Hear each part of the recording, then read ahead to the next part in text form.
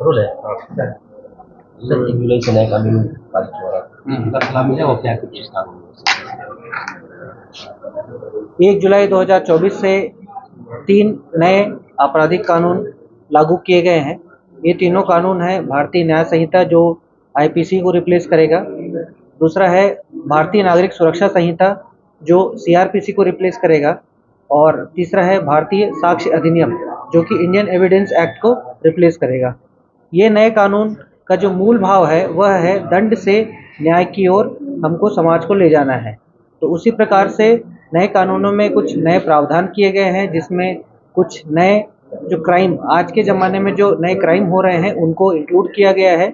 और साथ ही साथ जो प्रोसेस है उसको स्ट्रीमलाइन किया गया है जिससे कि पुलिस के द्वारा जो विवेचना की जाती है उनकी क्रेडिबिलिटी बढ़े और अपराधियों को समय रहते दंड दिया जा सके और समाज को न्याय दिलाई जा सके। तो इसी संबंध में आज पुलिस अधीक्षक कार्यालय में एक प्रेस वार्ता रखी गई थी नए कानूनों को समझाने के लिए और उनकी एक संक्षिप्त जानकारी देने के लिए। इस सामुदायिक जो कानून जो आया है उसमें क्या कैसी क्या रहेगी?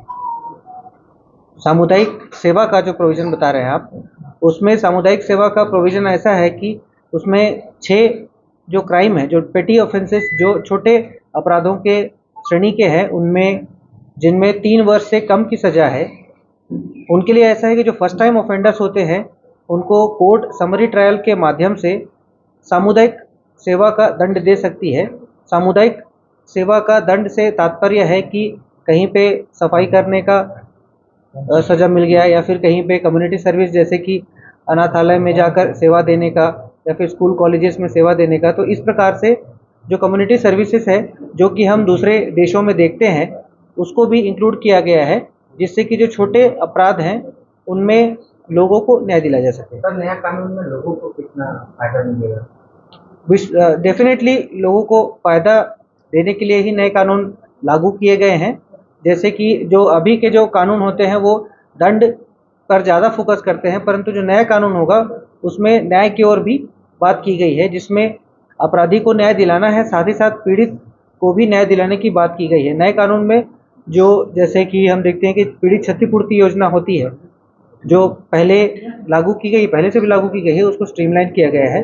और साथ ही साथ मेनली जैसे जो पुलिस की विवेचना होती है उसमें मजबूती लाने के लिए जो सर्च एंड सीजर होता है उसको ऑडियो विजुअल रिकॉर्डिंग करने की बात कही गई है। वैसे जो स्टेटमेंट्स होते हैं पुलिस के द्वारा जो लिए जाते हैं उसको भी रिकॉर्ड करने की बात की गई है जिससे कि पुलिस की विवेचना मजबूत बनेगी और समय रहते अपराधियों को न्याय दिलाया जा सकेगा। और एक तरह से देखा जाए जब तक अपराधियों को दंड नहीं मिलता तो पीड़ित को भी परेशानी होती है।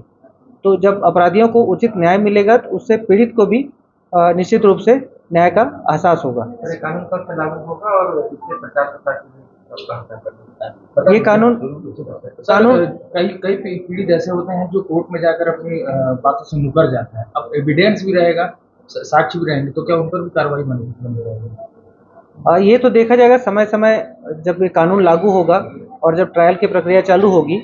और इसमें क्या है कि नया कानून लागू हुआ है तो इसमें कुछ अभी हो सकते हैं कि सुप्रीम कोर्ट में केसेस भी चलें, हाई कोर्ट में केसेस भी चलें, जिससे कि कुछ प्रोविजंस हैं जिसमें अभी क्लैरिटी नहीं है, उनमें और क्लैरिटी आएगी।